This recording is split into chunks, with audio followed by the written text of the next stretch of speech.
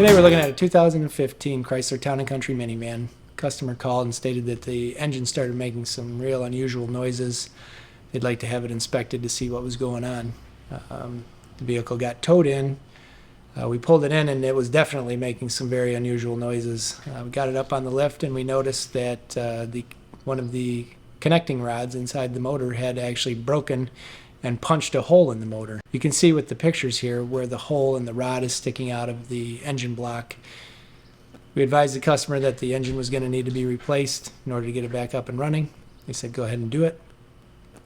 Once we got the used engine in and verified that that was good to go, we installed it, did all the other fluids that needs to be done when you're doing a job like that, took the vehicle for a drive.